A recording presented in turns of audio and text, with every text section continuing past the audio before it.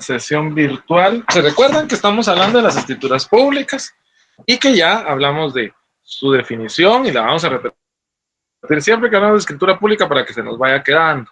Es un documento público autorizado por notario que mediante el cual una o más personas individuales o colectivas legalmente capaces establecen, modifican o extinguen derechos y obligaciones.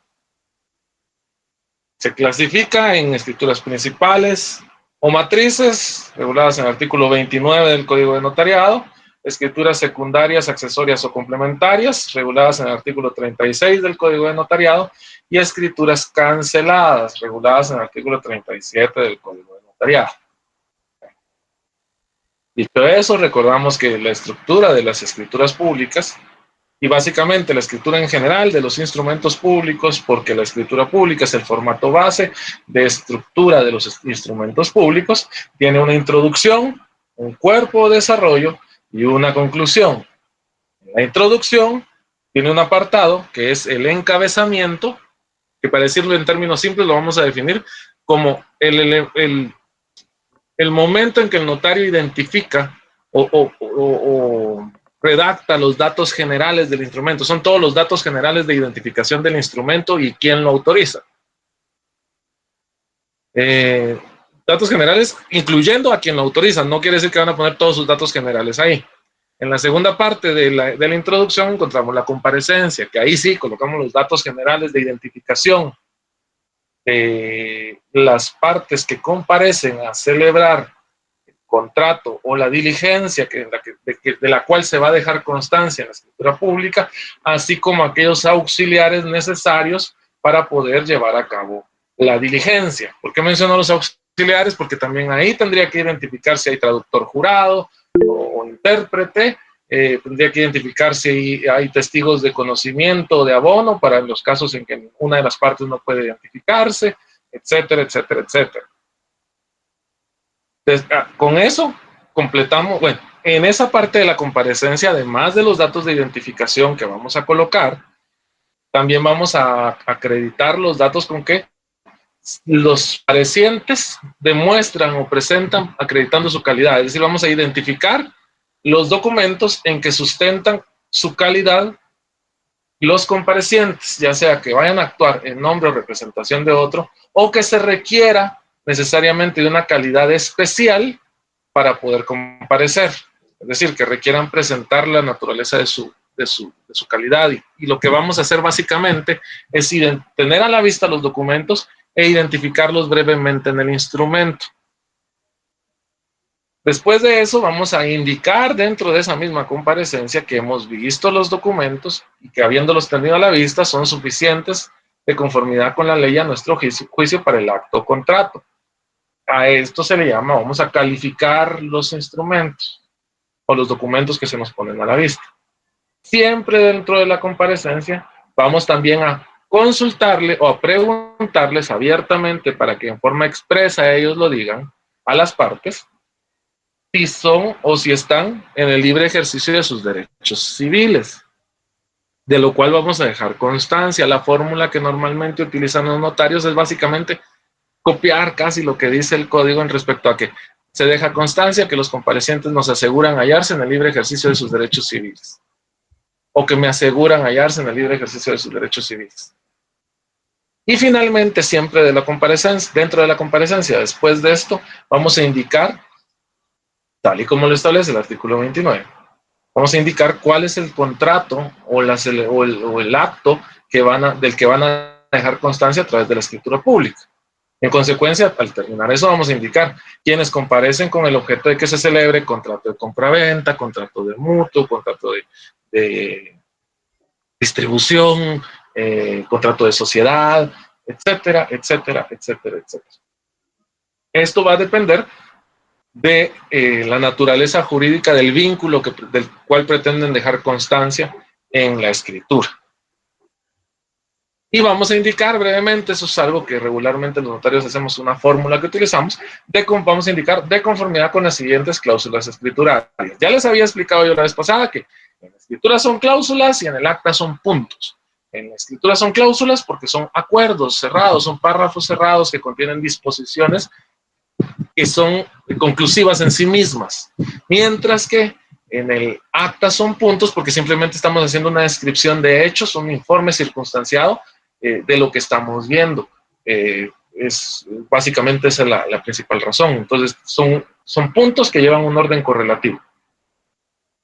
Bueno, dicho eso, entonces ya empezamos a redactar nuestra escritura. Como les decía, esa parte donde redactamos la escritura la vamos a llamar cuerpo de desarrollo, y el artículo 29 exige que se redacte en forma clara y precisa. ¿Por qué? Porque aquí van a estar todos los elementos necesarios de fondo, aquí van a estar detallados los elementos de fondo que permiten la vinculación jurídica entre las partes. Todo lo anterior, todo alrededor que le estamos poniendo a la escritura son como ladrillos, digamos. Ahorita lo que vamos a poner adentro es la familia que va a vivir en esa casa.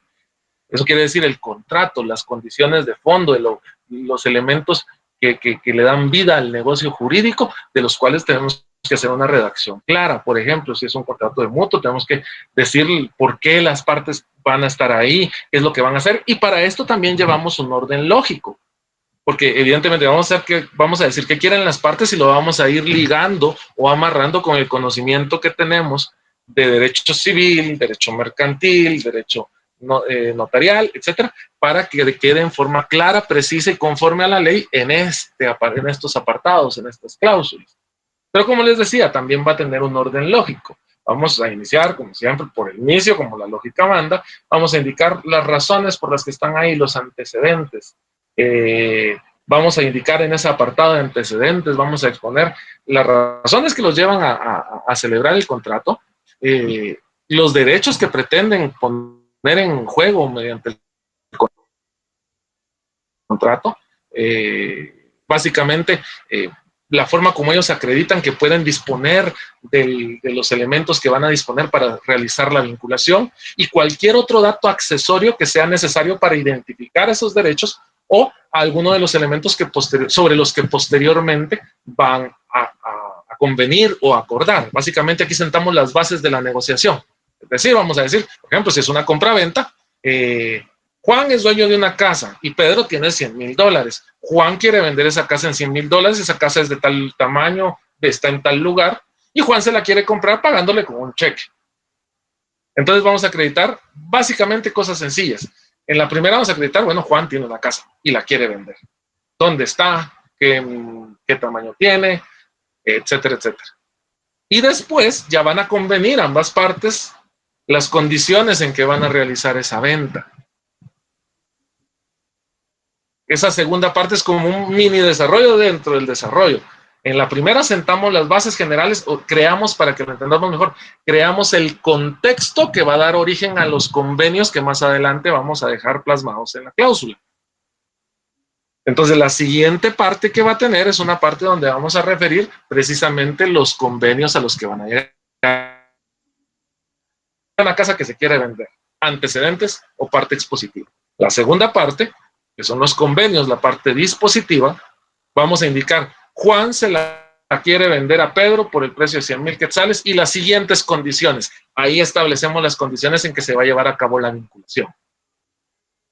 Ponemos precio, condiciones de saneamiento, es decir, hacemos constar que una de las partes, o sea, que no hay vicios ocultos, hacemos constar quién se va a hacer responsable en caso de que haya vicios ocultos, dependiendo del contrato podemos señalar algún tipo de cláusula que asegure nuestra propiedad, todas las condiciones del contrato, porque acuérdense, no solo son compraventas, aquí se incluye cualquier tipo de contratación civil que requiera una forma solemne, es decir, que requiera ser establecida en escritura pública, ya sea por disposición de la ley o porque así lo quieren las partes. Puede ser un contrato, puede ser un contrato de trabajo, incluso si una parte quiere que un contrato de trabajo se celebre en una escritura pública para que el notario tenga bajo su resguardo, eso podría hacerlo. Puede ser un contrato de arrendamiento que sea por más de un año o por menos, porque también es decisión de la parte si quiere hacerlo así.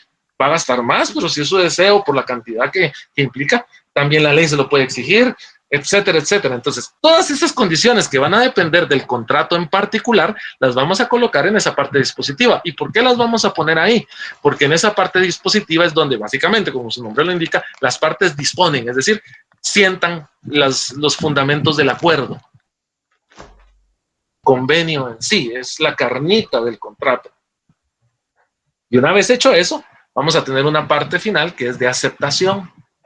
Es decir, ya que las partes acordaron todas las condiciones, tanto del contrato como de los elementos de garantía de ese contrato, vamos a tener una parte de aceptación, una parte final. En esta parte, básicamente, en forma expresa para que tenga validez el negocio, los comparecientes van a aceptar las condiciones pactadas en la parte dispositiva.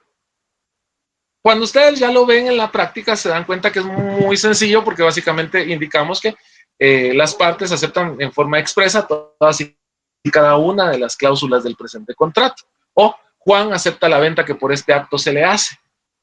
Depende cómo quieran hacerlo. Si quieren lo hacen en una sola cláusula, si quieren lo pueden hacer en dos.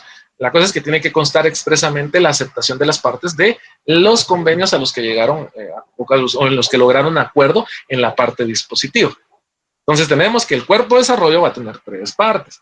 Una parte de antecedentes o expositiva, una parte dispositiva y una parte de aceptación.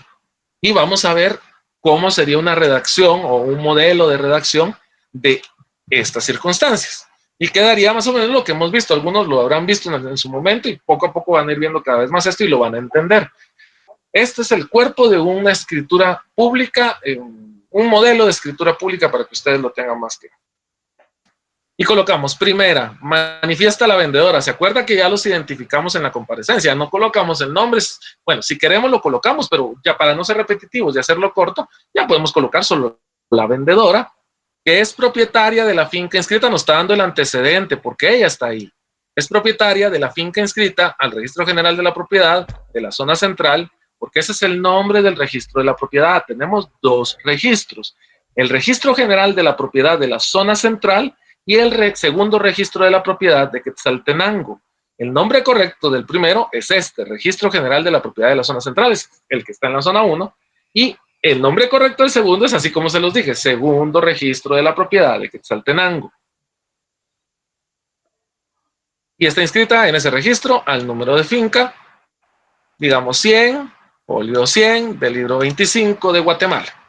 La que consiste en un bien inmueble ubicado en, colocamos los datos generales del inmueble, porque como es un apartado de antecedentes, identificamos la naturaleza del derecho que se pretende hacer valer y todas las condiciones de identificación de ese derecho. En este caso es derecho sobre un inmueble, entonces identificamos dónde está ubicado, dónde está inscrito. Y que la persona que aduce tener la titularidad la tiene. ¿Por qué lo colocamos aquí así? Ya no colocamos un montón de datos sobre la escritura.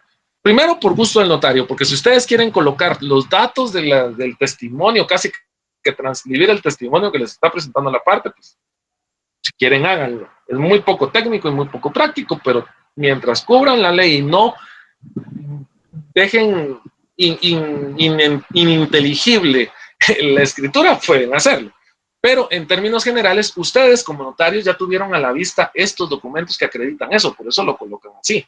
Ustedes ya leyeron el testimonio, ya tuvieron a la vista el testimonio especial donde la vendedora acredita la propiedad del inmueble, ya hicieron su trabajo y acudieron o por vía electrónica descargaron del Registro General de la Propiedad el historial completo de la finca para revisar todas las inscripciones y garantizar que efectivamente la persona que se está presentando con ustedes aparezca como dueño en el Registro General de la Propiedad, es decir, que sea el titular legítimo del inmueble frente a terceros.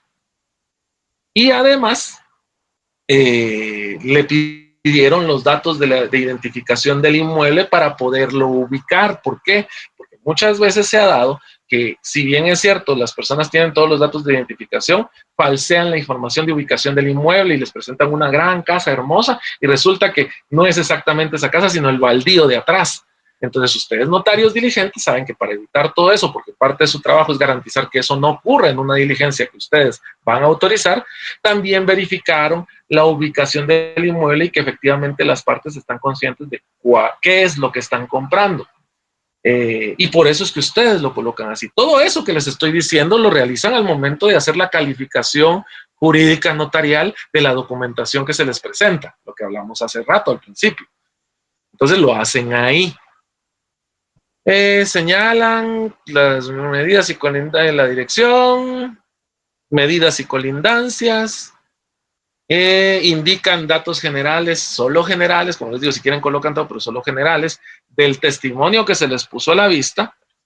¿Eso qué quiere decir? Los datos de identificación de la escritura y del notario que la autoriza. Básicamente lo pueden encontrar en el encabezamiento de cualquier escritura. Escritura pública y quién la autorizó, en qué fecha. Y señalan que lo tienen a la vista. Esta primera cláusula es una cláusula de exposición, es una cláusula expositiva. Si se dan cuenta, ahí no están llegando a ningún acuerdo las partes. Ahí es por eso les decía, es un párrafo cerrado o autoconclusivo que permite establecer elementos de contexto para los acuerdos que posteriormente se van a realizar. Llegaran, acuerdan la compraventa de un inmueble sin saber qué inmueble, de quién es, dónde está ubicado, etcétera, etcétera.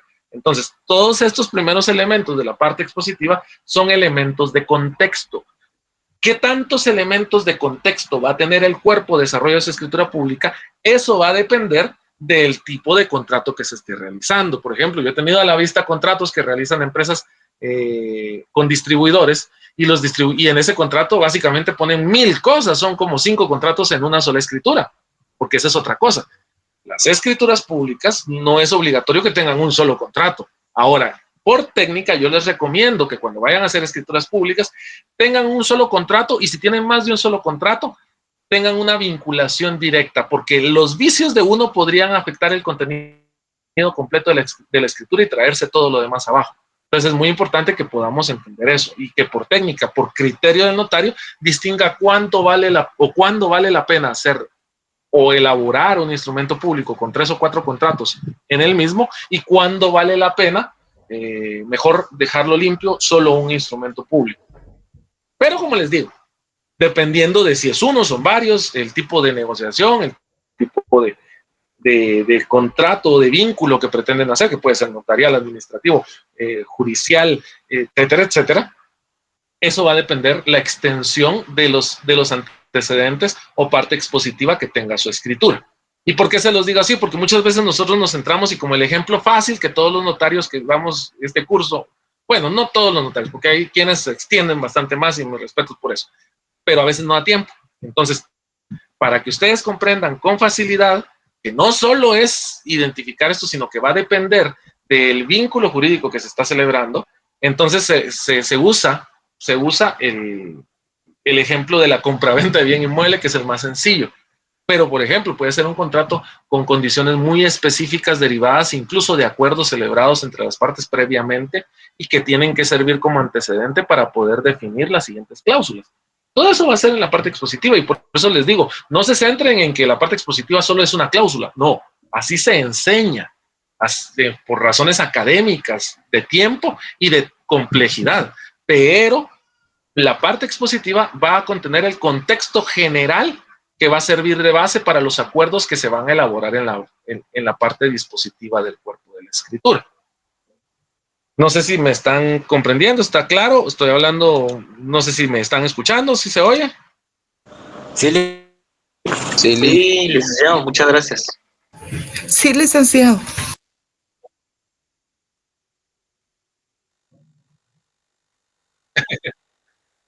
No tengan pena, es sencillo, van a ver poco a poco, lo van a ir asimilando, porque esto es de estar haciendo y estar haciendo. Vamos a ver. Por ejemplo, Denis Joel Gómez me pregunta, bueno, Evelyn me decía que unos compañeros querían ingresar, pero están abiertos los dos salones, que ingresen en la otra. Ahora sí son dos sesiones distintas, ahora sí los puse como era. Avísenles, porfa.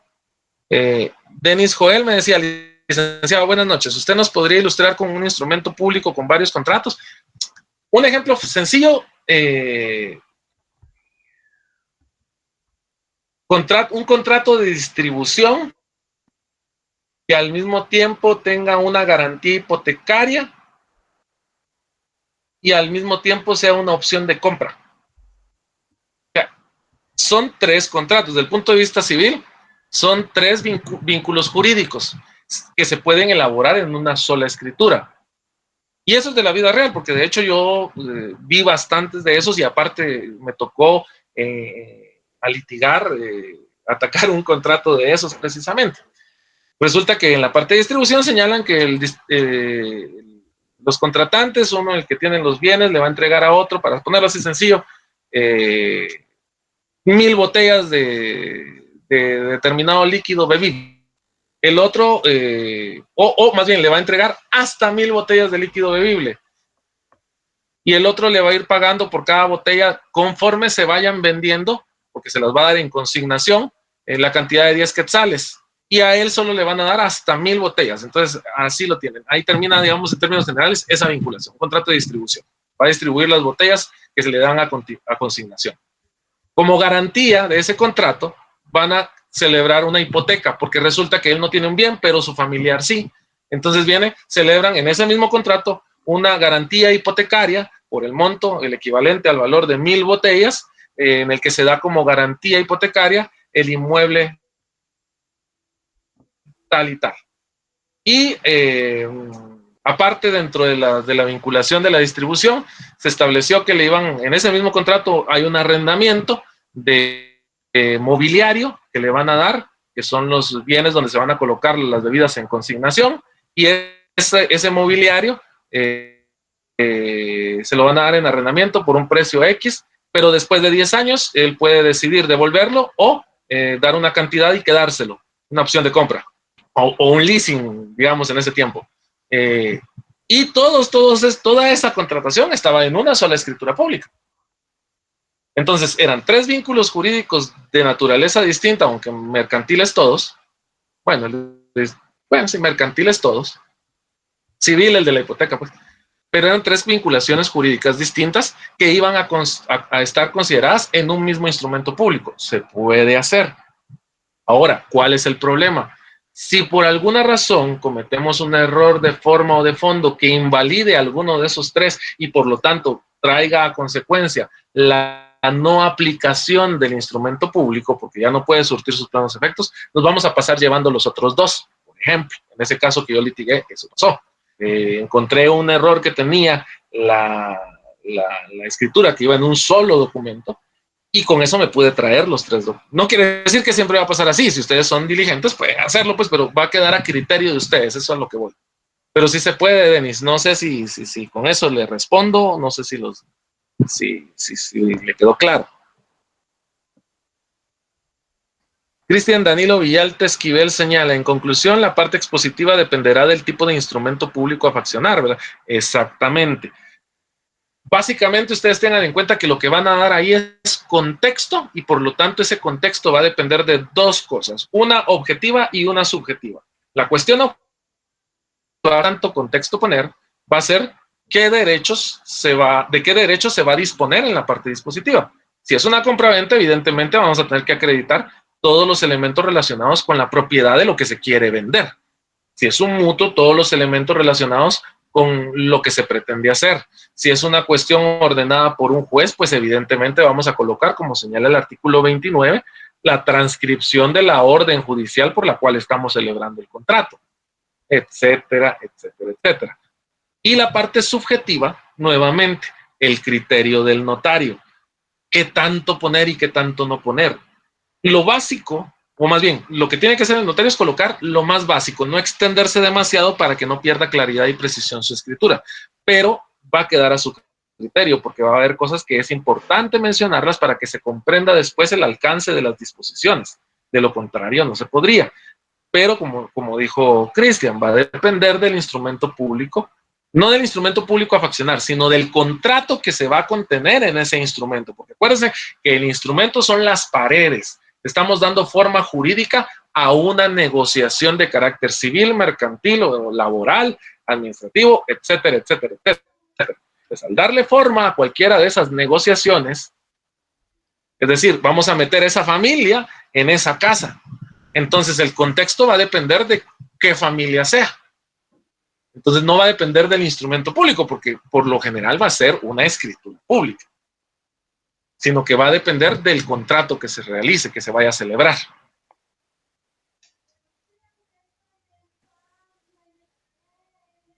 Exacto, Denis, así es. Bueno, seguimos. Dicho eso, entonces ya tenemos la parte expositiva. Y vamos a la segunda cláusula.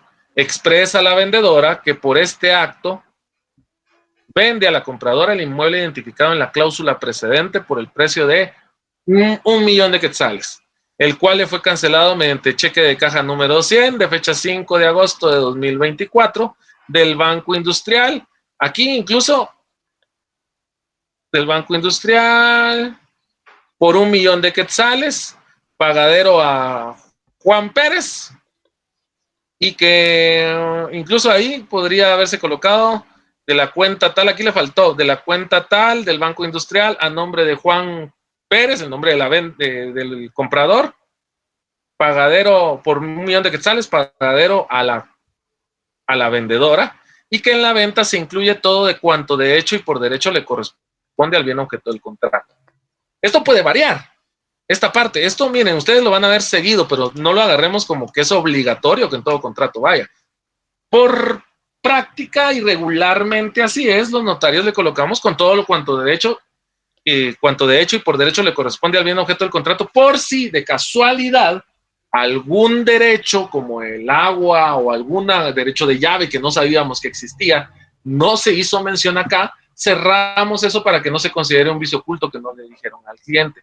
Entonces, si los clientes consideran que se dijeron todo y ante nosotros dicen, no, eso es todo lo que tiene, colocamos esta frase como para cerrar y curarnos en salud. Porque entonces ahí sí ya nadie puede alegar. El vendedor no puede llegar después, es que yo dejé ahí una manguera que era del inmueble, se lo pusimos al calentador de agua de la casa, que es de esas casas que tienen calentador central, pero esa manguera es bien cara y no es del inmueble, yo se la puse. No, cuando usted vendió y dio las llaves y entregó el local y ya se fue, usted dijo que todo cuanto de hecho y por derecho le corresponde. Y esa manguera, de hecho, le pertenecía al inmueble porque ahí estaba. Entonces, con eso evitamos esos problemas. Y tal vez solo explicado así entendemos qué es lo que estamos tratando de evitar, porque regularmente lo copiamos como loritos, pero es por esa razón. Evitamos problemas futuros, salvamos, curamos en salud a vendedor y a comprador. Pero si se dan cuenta, en esta segunda ya hay un acuerdo. Si se dan cuenta, esto es un convenio, es un acuerdo, es una disposición de las partes. La vendedora vende por 1.000.000 de quetzales, que el comprador le pagó en efectivo mediante cheque de caja. Y con eso le va a entregar todo por derecho y por derecho le corresponde a la casa. Básicamente piénsenlo en esta forma. Se paró la vendedora y frente al vendedor y frente al comprador y le dijo, mire, yo le vendo la casa en 1.000.000. El comprador le dijo, yo le pago ese 1.000.000 con este cheque. Y ya le dijo, bueno, la casa es suya con todo lo que tiene adentro. Eso es esta cláusula. Eso, si se dan cuenta, son acuerdos, son convenios. Y se dieron la mano. Bueno, no, mentira, ahí no se han dado la mano. Y entonces dijeron eso. Y yo, notario, les pregunté, ¿están de acuerdo con eso? Sí, estamos de acuerdo. ¿No hay ningún asunto que quieran hacer ver ahí? No. Bueno, entonces ya yo lo plasmé en la cláusula segunda de mi escritura. Por eso es que son cláusulas, son convenios, son acuerdos cerrados. Las condiciones de la venta aquí están colocadas. Si hubiera sido una compraventa por abonos, esta cláusula se nos hubiera ido bien larga, porque hubiéramos tenido que indicar todas las condiciones de la compraventa, o incluso podríamos haber hecho otra cláusula donde hubiéramos señalado, aquí solo hubiéramos indicado que se hacía la venta, el precio general, y hubiéramos señalado otra cláusula indicando las condiciones. O por ejemplo, si hubiera sido un arrendamiento, en esta cláusula hubiéramos indicado que, bueno, la arrendante le da al arrendatario y con fundamento en las siguientes condiciones, y hubiéramos dicho el precio mensual, cuándo se paga, cómo se hace el requerimiento de pago, cuándo se puede dejar por incumplido el pago del inmueble, qué circunstancias dan derecho a las partes para dar por terminado el acuerdo, cuándo tiene que retirarse y cuánto tiempo tiene para retirarse el inmueble por su propio deseo el inquilino, cuánto tiempo, o sea, todas las condiciones del contrato. ¿Por qué? Porque sobre eso es que ellos acuerdan. Entonces, eso va ¿en dónde? En el cuerpo de desarrollo del instrumento público. ¿En qué parte? En la parte dispositiva del cuerpo de desarrollo, que va inmediatamente después de la parte de antecedentes, de contexto. En la tercera cláusula, si se dan cuenta aquí, tercera, se señala por advertencia al infrascrito notario, la vendedora manifiesta en forma expresa que sobre el bien inmueble que hoy enajena no pesan Y aquí la palabra ociosa pesan regularmente se ha usado por práctica, por costumbre, pero ni que las estuviera cargando. No existen gravámenes, hipotecas o limitaciones que puedan afectar los derechos de la compradora y que está enterada de los efectos legales de esta declaración. ¿Sigue siendo dentro de la parte dispositiva? Sí, porque están disponiendo la forma en que se va a sanear, la forma en que se va a resolver en caso de que traiga algún vicio oculto. Yo por lo general acostumbro dividirlo y ponerlo en una cláusula separada para que haya una cláusula específica de saneamiento. Esta cláusula es la cláusula de saneamiento. Primero contiene la declaración de la parte indicando que no hay nada que afecte. Básicamente vas a ponerlo en términos coloquiales. Es la vendedora diciéndole al comprador o a la compradora, mire, el carrito, la casita, la cama, la tele que le estoy vendiendo está pura buena, no tiene nada malo. Pero es que mire ese carrito, no sé si era de Juan. No, ya está hecho el traspaso. Pero mire, es que la casa, yo me acordaba que aquí pasaba una calle. No, aquí no hay gravámenes de esos, no hay hipotecas, no hay nada. Eso es esa cláusula. Pero esa cláusula no se puede ir solo así. Esa cláusula contiene una garantía. Cuando hablamos de garantía, es la posibilidad de ser resarcido en caso no venga así de bueno, como dicen, lo que estoy comprando. Esa es la que les llamaba yo, la que les decía yo que se llama cláusula guarentigia o de garantía, que da derecho a la acción de saneamiento. ¿Y en qué consiste el saneamiento? Pues en responder por los daños y perjuicios ocasionados por los vicios ocultos que tenía un bien que yo enajené. Entonces, para solventar esa situación y que no sea el notario el responsable de no haber verificado eso, le exige que expresamente quien vende o quien tiene la responsabilidad de garantizar la entrega de un bien, puede que no sea solo venta, efectivamente indique así, en forma expresa, que sobre el mismo no existe ningún vicio que pueda afectar los derechos de quien lo va a adquirir o lo va a recibir. Y que además se haga responsable en caso el vicio surgiera aún sin saberlo. Entonces, eso lo colocamos siempre en la parte dispositiva, porque es un acuerdo, básicamente es otro de los acuerdos. Ya no son las condiciones mínimas del contrato, sino son las garantías de ese contrato. Forma parte de los acuerdos a los que llegan los contratantes. Tercera. Y perdónenme. Ay. Me atraviesan esta. Tercera. Es la cláusula de garantía. Permítanme que vamos a ver.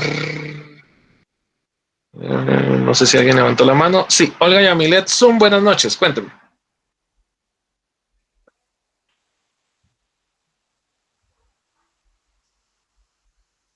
Incluso podría incurrir en la responsabilidad del notario porque es parte de la diligencia que él tiene que hacer. De todas, eso es un tema de fondo. La parte compradora puede hacerlo valer por la vía común, es decir, por la vía civil, porque la vía civil, aunque no esté expresamente establecido en un contrato, señala que todo vicio oculto debe ser saneado por el responsable. Entonces le queda todavía.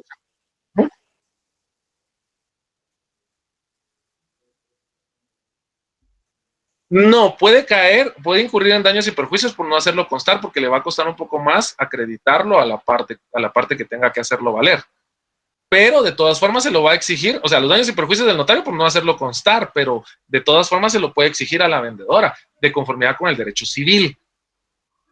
Pero por eso se coloca la garantía de una vez en las escrituras públicas, para garantizar, valga la redundancia, los derechos de ambas partes. ¿Sí? No. Solo que lo quieran ampliar si se dieron cuenta que no se había colocado. Lo que pasa es que, mire, si usted, por ejemplo, lo vamos a poner en estos términos, tal vez es más claro. Yo le voy a vender una casa a usted y viene nuestro notario Juan Pérez y vengo yo, me quedo calladito que la casa está en un área que van a declarar que es inhabitable porque tiene grietas que no se ven a simple dejar el lugar. Y yo no lo dije, me lo callé. Y viene el notario no lo puso en la cláusula y resulta que usted después de 20 días de estar viviendo en ese lugar, llegan y la quieren sacar del lugar porque le dijeron, es que aquí habíamos avisado que estos inmuebles son inhabitables por correr. Entonces viene usted, va a buscar su escritura y dice, ay, pero ¿y el saneamiento aquí? ¿No es responsabilidad del notario? No. Pero usted va a decir, pero me hizo incurrir en error el notario y era su responsabilidad avisarme estas cosas o decirme que esto se tenía que avisar. Entonces, usted va a iniciar su acción contra el responsable, es decir, contra quien le vendió, por la vía civil, va a tener que acreditarlo de otra forma porque en la escritura no dice nada. Pero, de todas formas, esos gastos extras usted se los va a querer cobrar al notario por su falta de responsabilidad al no tomar nota de esos datos y no pedirle expresamente a la parte que se hiciera responsable. No sé si con eso le dejo un poco más claro. Ok. Denis, Joel, buenas noches. Buenas noches. Ajá, dígame. Licenciado, yo le había anotado ahí un caso, pero ahorita que recuerdo, resulta de que hay un bien donde una persona se lo donó a otra, ¿verdad?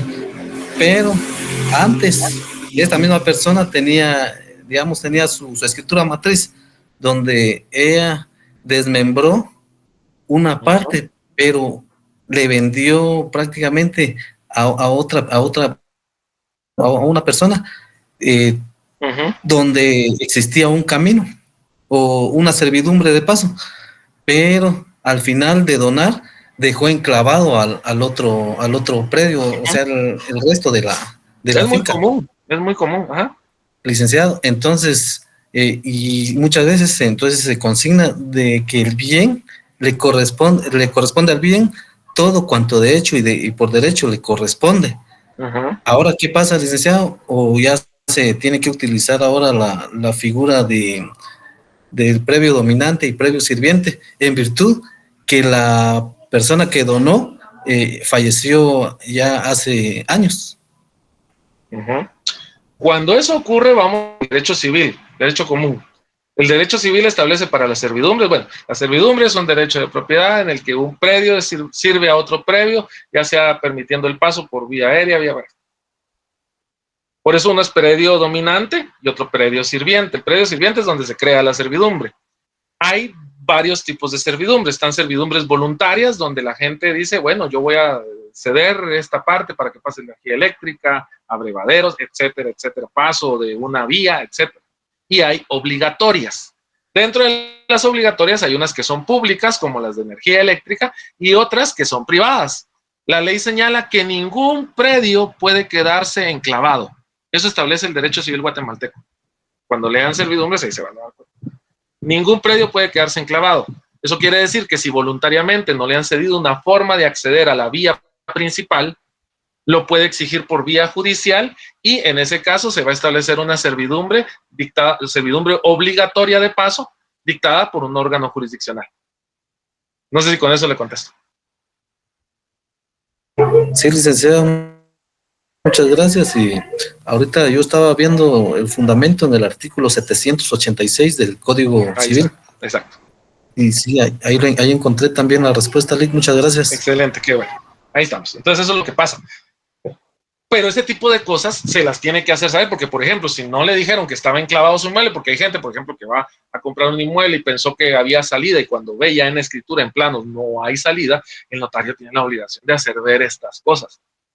Porque aunque la ley no se lo exigiera, porque estas son cosas que pueden generar que alguien quiera cobrarle daños y perjuicios por no haberlo orientado como corresponde, pero aunque la ley no le exigiera eso al notario, el notario como profesional, parte de su actividad es cubrir estos detalles. Un notario que no cubre estos detalles no está haciendo bien su trabajo. Y entonces, tal vez por la vía civil o legal directamente no se le pueda acusar de nada, pero desde el punto de vista gremial, bien podría alguien acudir al Tribunal de Honor indicando que el notario no está realizando el trabajo o su actividad conforme a las disposiciones mínimas que se exigen de dedicación y aplicar el código de ética.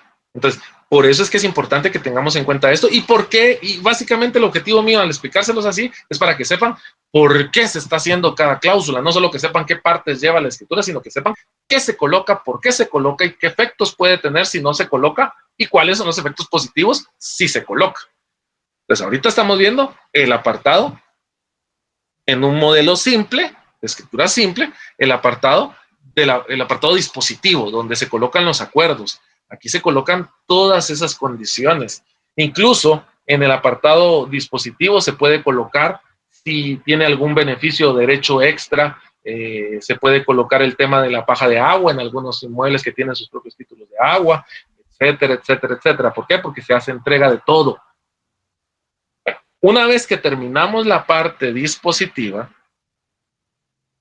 vamos a colocar vamos a la siguiente parte. Aquí podríamos ir, en el ejemplo que les estoy dando, vamos a la cuarta cláusula, pero, por ejemplo, podríamos ir en 3 nada más, o en 2, si somos así de poner todo en una sola cláusula. Media vez, respetemos ese orden lógico, lo vamos con claridad y precisión, y respetemos las cuestiones formales del instrumento, es decir, los requisitos del 29, pero también los requisitos de forma del contrato en particular que estemos celebrando, estamos bien. Acuérdense, tiene que ser claro y preciso, por eso regularmente es más aconsejable hacer párrafos cortos de menos de 13 líneas para que sean comprensibles y fáciles de leer. Bueno, pero hecho eso, ya pasamos a la parte dispositiva. ¿Qué nos falta? ¿Se acuerdan que les dije que no se habían dado la mano? Pues ahorita se tienen que dar la mano, porque uno notario les va a preguntar, bueno, ya apunté todo lo que me dijeron que querían en ese su contrato y lo acomodé a como establece la ley. Ahora, ¿están de acuerdo con estas condiciones contractuales o no? Si las partes les dicen no, va a ser una escritura cancelada, porque ustedes ya lo pasaron al protocolo, se adelantaron. Si las partes les dicen que sí, entonces ustedes van a generar una escritura más, una cláusula más. Es la cláusula de la aceptación. Entonces van a entrar a la parte de la aceptación del contrato. En esta parte, los otorgantes aceptan las condiciones y los elementos y los acuerdos, convenios a los que llegaron en la contratación. ¿Pero por qué lo hacen así? Porque tiene que ser expreso, tiene que quedar en forma clara dentro del cuerpo del instrumento. En este caso quedó redactado de la siguiente forma: los otorgantes, en la calidad con que actúan, declaran bajo juramento que el valor antes indicado es el precio de la venta y que el mismo constituye la base imponible del impuesto por ser el valor más alto. Perdón. Este es un ejemplo que trae esta. Esta cláusula es una cláusula donde ustedes, ¿se recuerdan cuando les dije que en el caso de las compraventas, la Superintendencia de Administración Tributaria, para efectos de evitar la evasión fiscal, exige que el valor que se le dé al inmueble sea el mismo o más bien sea el valor más alto de 3 valores distintos?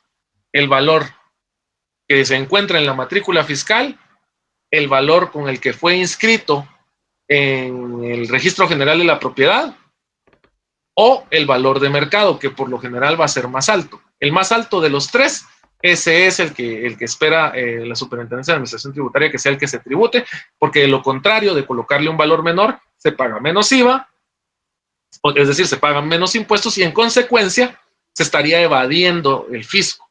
Entonces, esta cláusula es una costumbre mediante la cual indicamos que efectivamente el precio de la venta se encuentra dentro de los parámetros establecidos en la ley. Esto es para curarnos en salud. ¿Dónde lo colocamos? Antes de la aceptación, dentro de la parte dispositiva, para que quede claro que las partes están de acuerdo en ese precio por esas razones.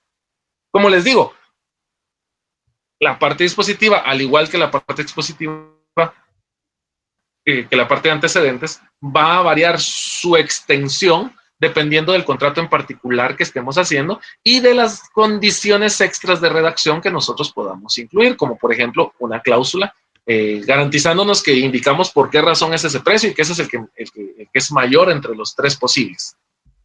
Después de eso, entonces, incluso en esta parte dispositiva podríamos agregar una cláusula de protocolación, como vamos a ver en clases más adelante, donde adjuntamos algún documento que sea indispensable, que forme parte del instrumento, pero que por su extensión no lo podemos transcribir. Entonces lo vamos a incorporar a nuestro protocolo para que al momento de dar un testimonio de esa escritura se tenga que sacar copia también de esos documentos. Cuando veamos la protocolación van a ver de qué se trata, pero también se coloca dentro de la parte dispositiva. Ya que terminamos de colocar todos los detallitos que le vamos a colocar, entonces sí ya entramos a la parte de la aceptación y aquí la dividí. Esto es un gusto mío porque no es obligatorio que así se haga. Básicamente lo que tenemos que hacer es garantizar que o dejar plasmado que en forma expresa las partes aceptan las condiciones pactadas. En el caso mío, a mí me gusta dividirlo y hago una cláusula cortita. La quinta, que en los términos relacionados, porque si se dan cuenta hemos estado hablando del vendedor, pero no hemos dicho nada del comprador. En este el comprador acepta expresamente la venta que se le hace y con eso, desde mi punto de vista y mi criterio, yo notario, cumplí con lo que exige el Código Civil respecto a la venta, la aceptación expresa del comprador. Pero agrego después una cláusula sexta, porque esta cláusula quinta para mí es la aceptación de la venta que se le está haciendo.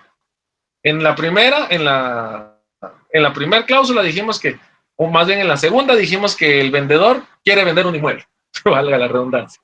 En esta quinta dijimos que el comprador acepta la venta que se le hace en esas condiciones. Y en la sexta los junto a los dos, porque en la sexta me dicen que en la forma expuesta los otorgantes manifiestan que aceptan el contenido del presente contrato. Ahí podemos poner todas y cada una de las cláusulas que contiene el presente contrato o el contenido de los derechos y obligaciones del presente contrato, así como todas sus cláusulas. La redacción ahí puede variar. Lo que sí es una aceptación expresa de cada uno de los elementos del contrato que nos deben hacer los comparecientes. Incluso podríamos evitarnos esta quinta, que como les digo es un gusto mío, y dejar su cláusula sexta y señalar que en forma expresa aceptan todas las condiciones del contrato, así como la... Ahorita en un momento redactar esa última. ¿Qué es lo que tenemos que garantizar? Que quede claro que en forma expresa se acepta la venta y cada una de las condiciones establecidas en el cuerpo del instrumento. Y con eso tendríamos terminado el cuerpo de desarrollo del instrumento. Ahí tendríamos ya lo básico, lo fundamental, la carnita del instrumento. Ahí está la familia metida ya en esa casa que se llama escritura pública. Esa familia es el contrato de compraventa civil, es el contrato de mutuo civil, es el contrato de sociedad civil, es el contrato de sociedad mercantil, es el contrato de arrendamiento, es el contrato laboral, contrato de consultoría, etcétera, etcétera, etcétera, contrato de prestación de servicios, contrato de leasing, etcétera. Eso es esto. Todos esos conocimientos civiles los agarramos y los traemos para darles esta forma. Y una vez terminado esto, vamos al cierre.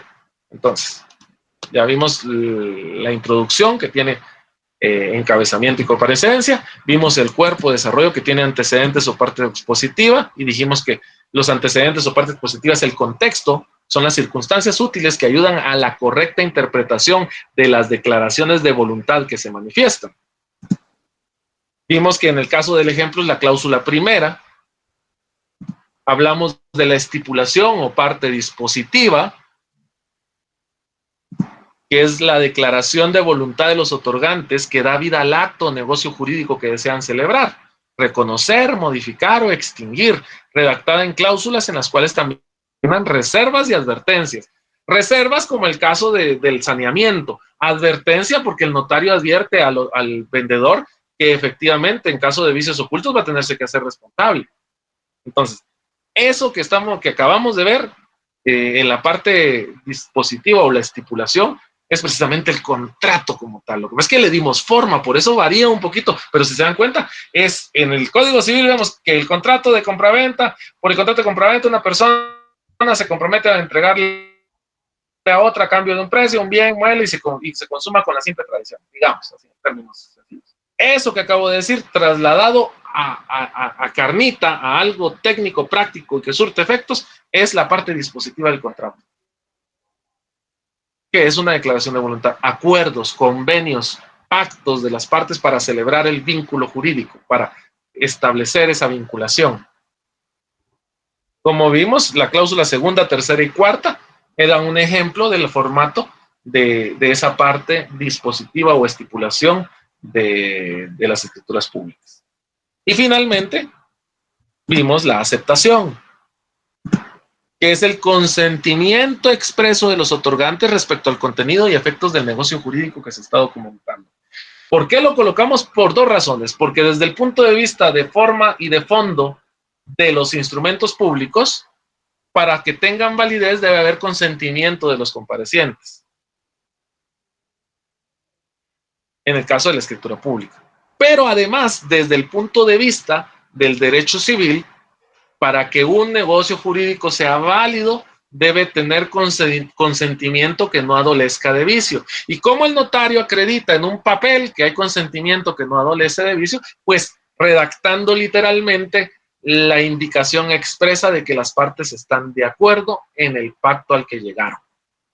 Y eso es la parte de la aceptación, que como les dije, yo lo coloco en dos cláusulas, porque se me hace más bonito, se me hace más práctico, más lógico, pero se puede hacer en una sola cláusula. Lo que tenemos que garantizar es ese consentimiento. Bueno, una vez que ya pasamos de esto, vamos a cerrar. Es decir, ya hicimos la introducción, el cuerpo, toca la conclusión. Es decir, vamos a hacer las observaciones de que ya no hay más, o sea, ya las partes ya terminaron de acordar, que como ya terminaron de acordar, nosotros solo les damos ciertas advertencias, les decimos qué tienen que hacer con el documento y finalmente les pedimos que ratifiquen. ¿Están de acuerdo con todo lo que se acaba de decir? ¿Sí o no? Sí. Ah, bueno, ratificaron, aceptaron el documento. Por favor, firmen y luego firmo yo, notario. Ese es el cierre. En las escrituras públicas es un poco más cuadrado porque se tienen que hacer ciertas advertencias específicas.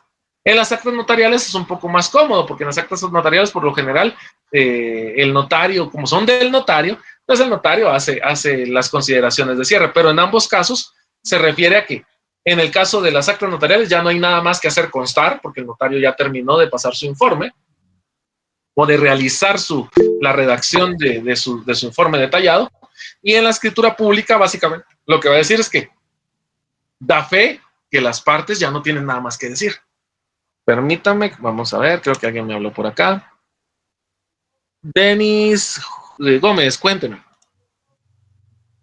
Licenciado, regresando un poquito antes a una de las cláusulas donde el vendedor, en algunas escrituras he notado esto, de que se compromete a otorgar una escritura.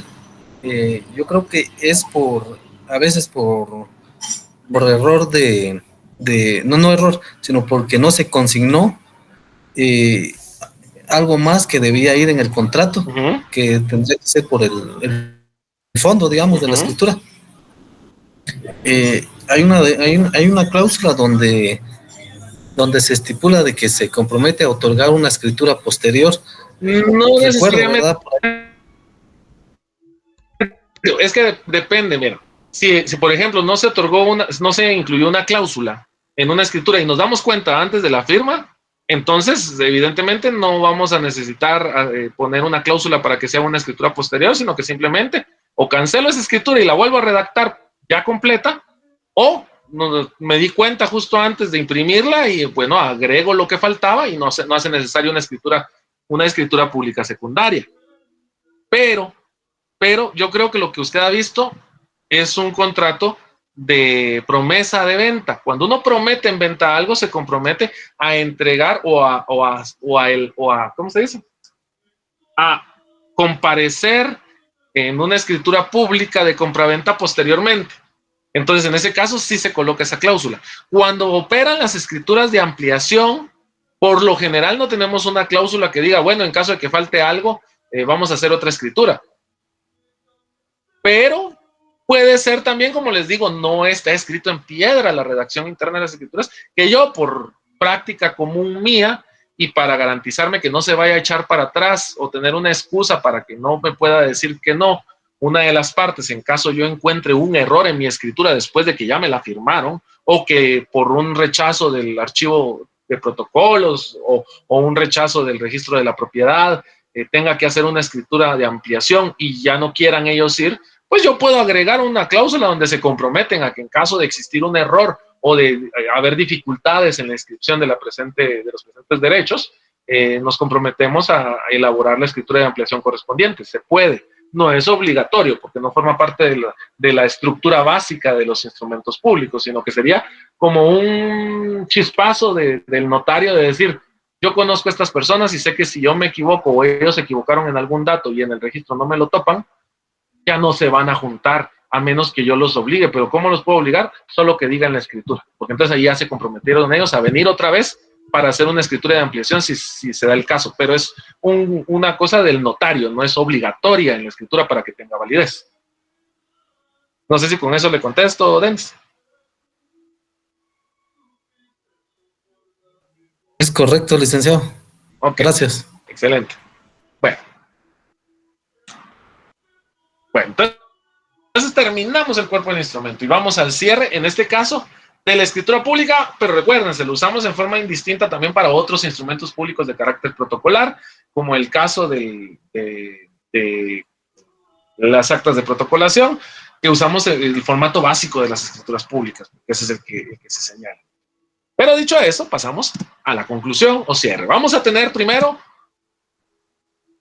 que esto es un apartado en el que el notario da fe de que lo escrito le fue expuesto y de su contenido. Ojo, el notario va a dar fe, y esto por favor pongan atención, el notario no va a dar fe de la veracidad de las declaraciones de las partes, porque el notario no es un genio ni un adivino, y el notario puede ser engañado, y si lo engañan y el notario dio fe de la verdad, incurrió en un error que le implica responsabilidad. El notario da fe de que lo que está escrito en el documento fue lo que le dijeron las partes, y que ese contenido él lo escribió.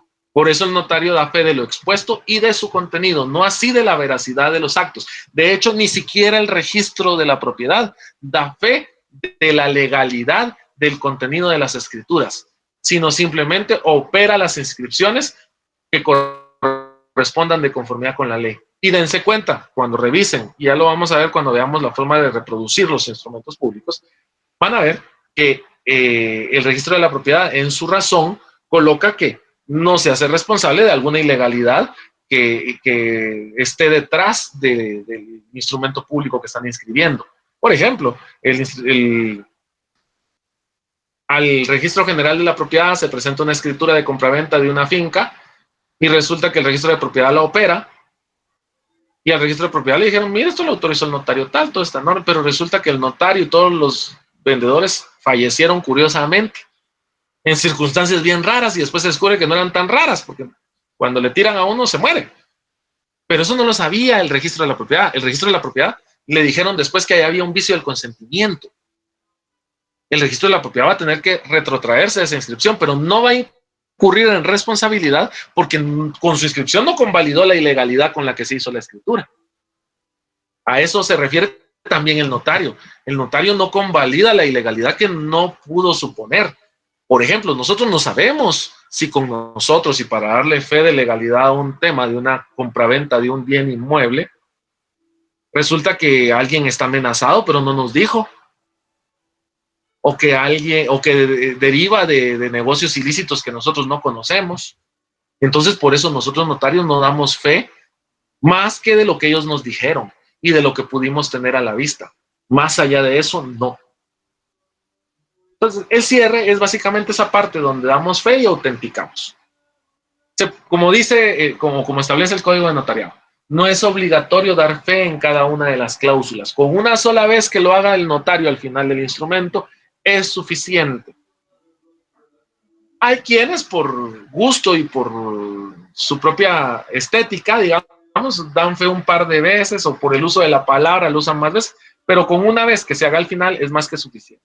¿Cómo queda un cierre de una escritura pública como en el modelo que estamos viendo? Ya casi terminamos.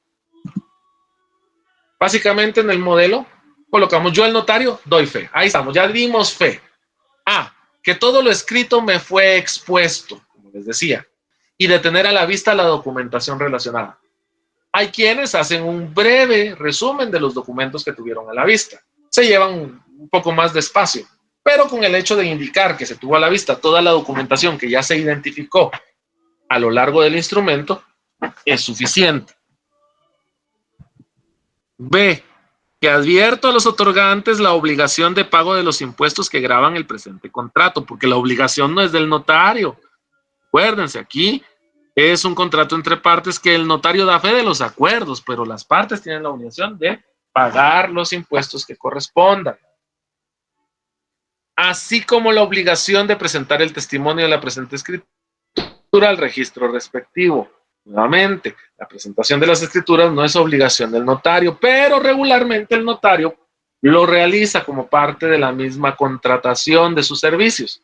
Cuando lo hagan, tomen en consideración eso, porque eso implica que van a cobrar un honorario o van a tener que tener en cuenta esos costos. Y que si en dado caso el cliente no quiere, tampoco es obligación del cliente que ustedes le hagan ese trámite. Entonces, si el cliente quiere hacerlo él, ustedes cumplen con simplemente darle su testimonio. C, que leo lo escrito a los otorgantes. Ojo, se lee nuevamente. La diligencia supondría que al terminar yo vuelvo a leer todo lo escrito, vuelvo a leer mi escritura mientras están presentes las partes por el principio de unidad de acto. Quienes bien enterados, aunque esto ya es un tema de redacción que yo ya cambié mucho esa redacción, no me gusta porque ni modo que estén mal enterados, decía Alvarado Sandoval. Si están enterados, si no, no están enterados. Es como cuando dice bien inscrito, bien, o sea, o lo escribieron o no lo escribieron, ni modo que lo escribieron mal a propósito. No. Quienes están enterados de su contenido, objeto, validez y demás efectos legales, lo aceptan, ratifican y firman. Y miren acá, no se hagan bolas. Yo he visto que se ha hecho bolas un montón de tiempo los abogados diciendo que es primero, si primero ratificar, luego aceptar y posteriormente firmar, o si primero se acepta, después se ratifica y después se firma, que el código dice una cosa, pero que la lógica dice otra. Miren, no pasa nada. Solo hagan constar que lo aceptaron y lo ratificaron, o que lo ratificaron y lo aceptaron y que firmaron, porque si no firman, entonces si no surge a la vida jurídica. Sean prácticos. Junto con el notario que autoriza.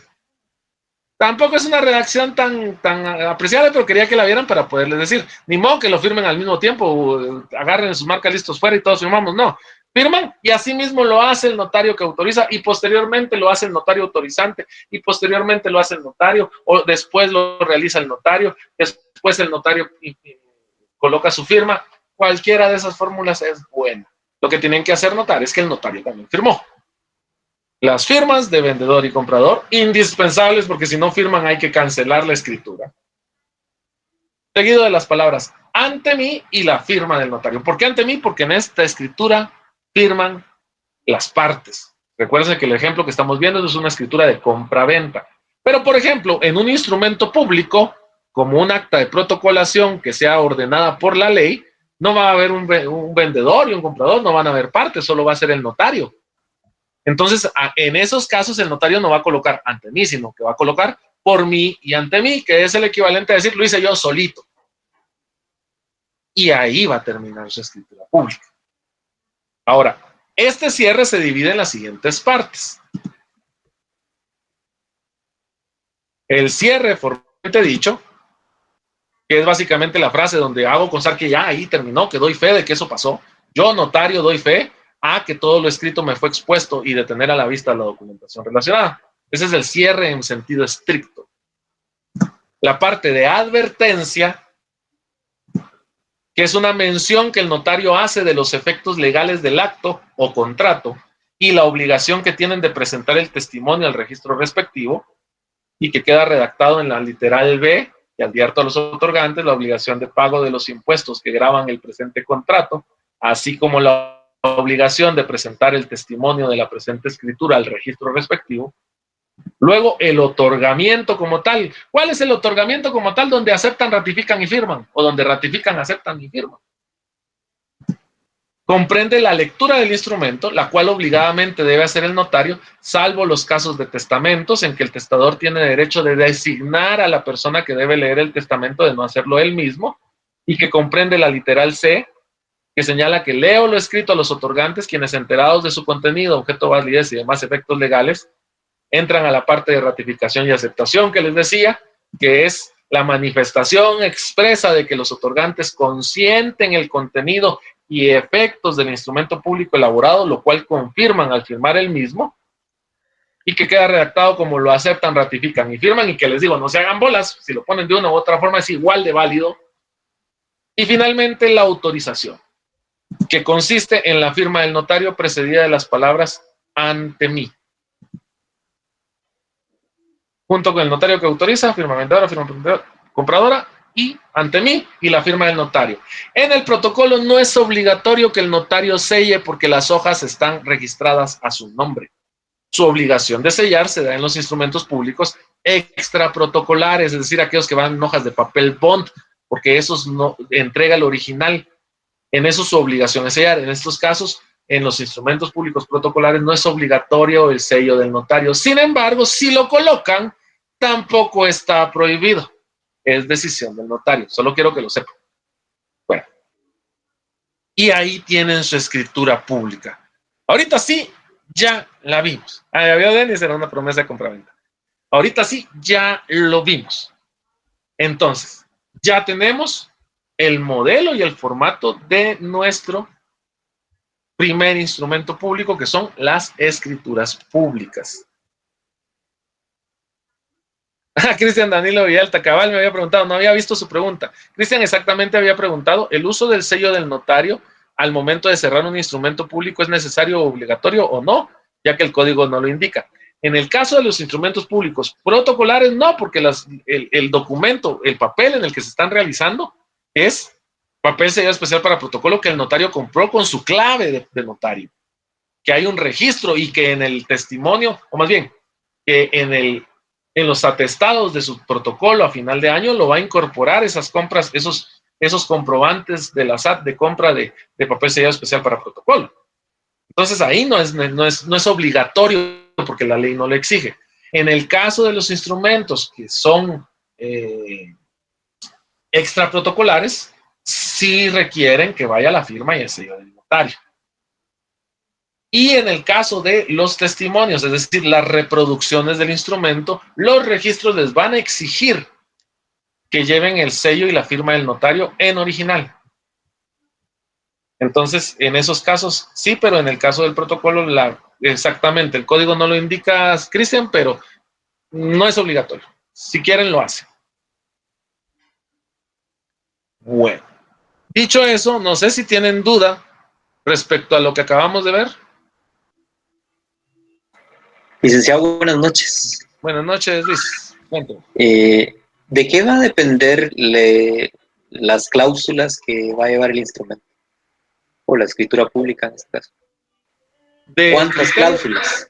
Va a depender, igual como les expliqué en la parte de antecedentes, va a depender de un criterio objetivo y de un criterio subjetivo. El criterio objetivo va a hacer lo que exige la ley, estos elementos que acabamos de ver. Que tiene que haber una exposición para dar contexto, que tiene que haber un desarrollo y que tiene que haber una aceptación. Eso le va a dar un límite entre 1 y 6 cláusulas. El otro criterio también objetivo va a ser el tipo de contrato al que le esté dando forma. Porque si, por ejemplo, es una sociedad, sabe que incluso los requisitos especiales que establece el Código de Sociedad, en el caso de sociedades mercantiles, requieren transcripciones completas de párrafos del código. En esos casos va a tener muchas, pero muchas más cláusulas. Por ejemplo, en el caso de la autorización de una sociedad civil en escritura pública,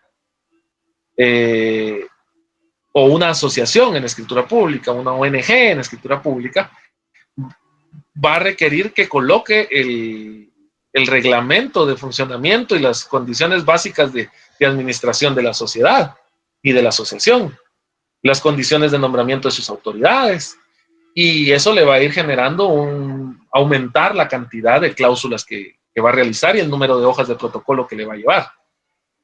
Esos son los criterios objetivos. Los requisitos mínimos que exige la ley para los instrumentos públicos y los requisitos que se exigen para cada contrato en particular.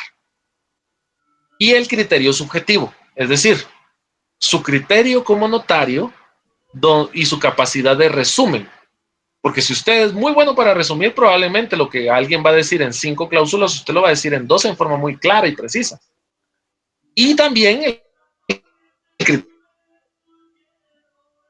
criterio personal, pero para usted es importante que que lleve una cláusula más y que se separe cierto tema para que se entienda mejor, como por ejemplo hago yo con el tema de la cláusula quinta y sexta que vimos ahorita de ejemplo en las compraventas.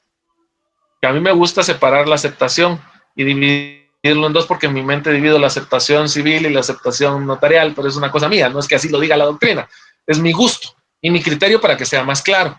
Entonces, de eso va a depender, son desde el punto de vista objetivo, nuevamente le repito, requisitos civiles y requisitos notariales, y desde el punto de vista subjetivo, la capacidad de resumen del notario y las necesidades específicas que considere, según su criterio, en determinado instrumento público.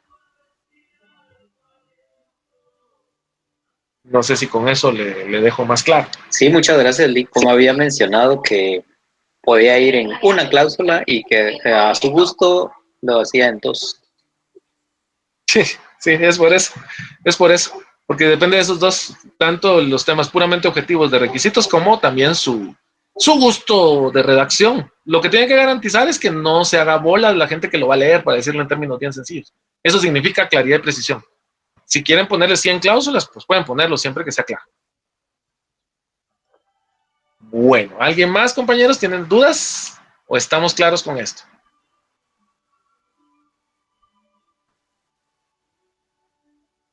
Bueno, habiendo terminado este tema, en esta semana calculo que les subo el folleto y la presentación a la plataforma. También les voy a pedir, por favor, que vean en la plataforma un audio que yo tengo específico, que es una explicación extra con un modelo de escritura pública y que me gustaría que lo vieran para que refuercen nuevamente la forma de redacción de las escrituras públicas. Y bueno, con eso estamos. Yo los veré el martes. Recuérdense, el martes tienen que llevar su documento. Ahorita ya saben hacer instrumentos públicos. Por lo menos un instrumento público ya saben hacer. Requisitos que debe llevar, ya más o menos los quieren. Entonces, se recuerdan que el martes hay que llevar el documento donde acreditamos cómo elegimos a nuestro representante de cada grupo. Y yo espero que tengan un bendecido fin de semana. Mañana no los miro, pero de una vez un bendecido fin de semana, una muy buena noche. Les agradezco su atención y nos platicamos el martes en vivo y a todo color. Feliz noche. Gracias, Lick. Gracias, licenciado. Cindy Santiago, Gracias, licenciado. díganme. Buenas noches. Cindy Santiago, buenas noches. No tenga pena. Feliz noche, licenciado. Buenas noches.